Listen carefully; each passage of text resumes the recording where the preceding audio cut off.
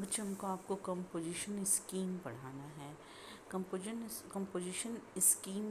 एक ऐसा स्कीम है कि जो स्मॉल सप्लायर्स होते हैं, जो छोटे सप्लायर्स होते हैं, उनकी डिफ़िकल्टीज़ जो होती हैं, उनको जैसे उनका वो स्मॉल सप्लायर्स जो हैं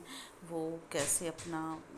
उनको मतलब मॉडर्न टेक्नोलॉजी जो है उसकी बुक कीपिंग की डिफ़िकल्टी, अकाउंट्स की डिफ़िकल्टी डेली बेसिस पे, फिर purchase sales and purchase record maintain करना, ट्रांजैक्शन मेंटेन करना। तो जो ये सारी सब प्रॉब्लम्स हैं उसके लिए फिर वो अपना रिटर्न कैसे पे करेंगे, रिटर्न कैसे वो करेंगे। तो इन सारी प्रॉब्लम्स को दूर करने के लिए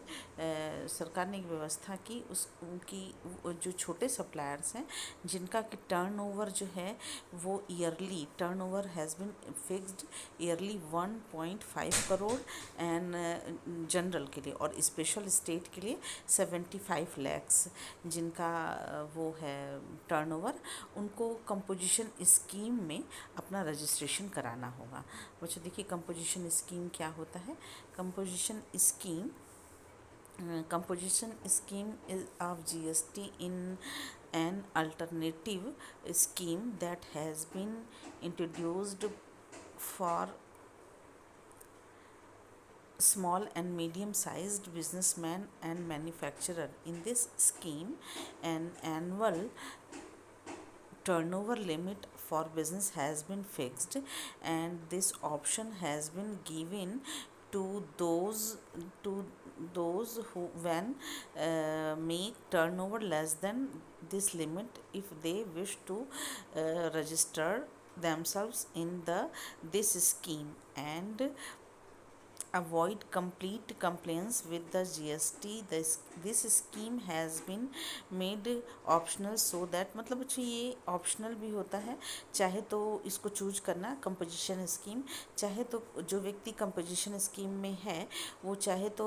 जनरल स्कीम को भी ऑप्ट कर सकता है, लेकिन कंपोजिशन स्कीम में उसको एक बार वर्ष में एक बार GST पे करनी पड़ेगी। इसको डिफ़ाइन भी किया गया है सेक्शन 10 ऑफ CGST एक्ट 2017 में इसको डिफ़ाइन किया गया है कि ये जो है कैसे कैसे पे किया जाएगा, कैसे काम करेगा।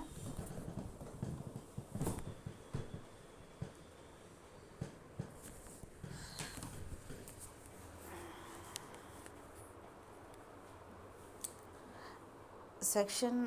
10 of CGST act state government central government के CGST एक्ट के according notwithstanding anything to contrary contained in this act, but subject to the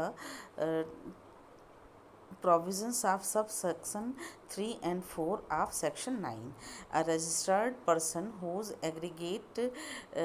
turnover in the preceding financial year did not exceeded 50 lakh rupees may be opt to pay turnover in this preceding financial year did not exceed. बच्चों ये कहने का इनका sense ये है कि उन जो भी व्यक्ति इसको ऑप्ट करता है उसको ये ध्यान रखना पड़ता है कि उसका जो टर्नओवर है वो फाइनेंशियल ईयर में एक्सीड 50 लाख रुपए से एक्सीड ना करे। ठीक है बच्चों, इसके बाद इसमें क्या पे करते हैं, 1% of the turnover in state और turnover in union territory in case of a manufacturer, 2.5%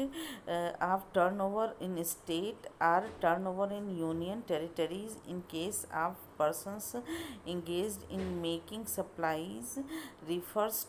to in clause B, the paragraph 6 of schedule 2nd, and 0.5% of the turnover in state or turnover in union territory in case of other supplies.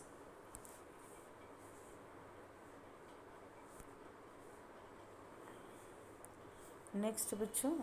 इसमें क्या होता है composition scheme, इसको हिंदी में भी बता दे रही हूँ। वस्तु एवं सेवा कर को कंपोजिशन योजना एक वैकल्पिक अल्टरनेटिव योजना है जो छोटे एवं मध्यम आकार के व्यापारी एवं उत्पादकों के लिए प्रारंभ की गई है। इस योजना में किसी व्यापार की वार्षिक बिक्री की सीमा निर्धारित की गई है और इस सीमा से कम वार्षिक बिक्री करने वाले को यह सरल विकल्प उपलब्ध कराया गया है। यदि वे चाहे तो इस योजना में अपना पंजीकरण करा करके वस्तु एवं सेवा कर की कई अनुपालनों से बच सकता है, जैसे रिटर्न फाइल करना, अपना रिकॉर्ड मेंटेन करना, सप्लाई का प्लेस बताना, सबसे जो तमाम तरीके की जीएसटी के झंझट है उनसे वो बच सकता है। और एक इस स्कीम को ऑप्ट करके वो केवल एक बार वर्ष में अपना जो भी उसको उसके ऊपर आता है वो टोटल टर्नओवर का उतना परसेंट जमा करता है। इस योजना को ऐच्छिक रखा गया है ताकि व्यापारियों को वस्तु एवं सेवा कर के विकल्प को चुनने में ऐच्छिक का मतलब वॉलंटरी रखा गया है। चाहे तो वो जनरल स्कीम में भी अपना फाइल कर सकता है रिटर्न, और कंपोजिशन स्कीम में भी फाइल कर सकता है। इन प्रेजेंट वर्तमान में इस योजना के अंतर्गत वार्षिक टर्नओवर की जो सीमा रखी गई है वो 1.5 करोड़, और विशेष राज्यों के लिए जो जैसे लद्दाख, उत्तर पूर्व भारत का जो पूर्वी उत्तर भारत के जो राज्य हैं उनके लिए 75 लाख रखी गई है। फिर नेक्स्ट बच्चों इसी में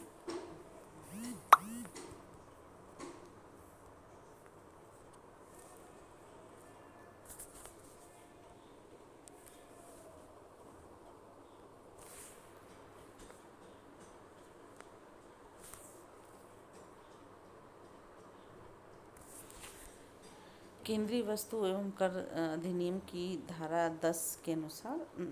10(1) के अनुसार वे सभी पंजीकृत व्यक्ति जिनकी पूर्ववर्ती वित्तीय वर्ष में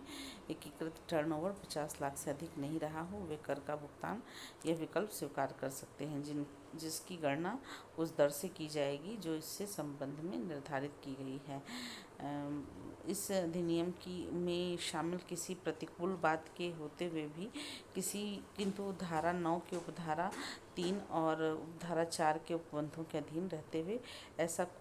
कोई ऐसा पंजीकृत व्यक्ति जिसका कि पूर्ववर्ती वित्तीय वर्ष में सकल आवर्त 50 लाख से अधिक नहीं थी, तो धारा 9 के उपधारा 1 के अनुसार दिए जाने वाले कर के आधार पर उसको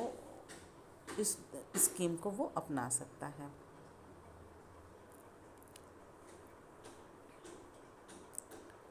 बच्चों देखिए, हम हिंदी इंग्लिश मीडियम दोनों बच्चों के लिए आपको नोट्स प्रोवाइड किए हुए हैं। इसमें नेक्स्ट है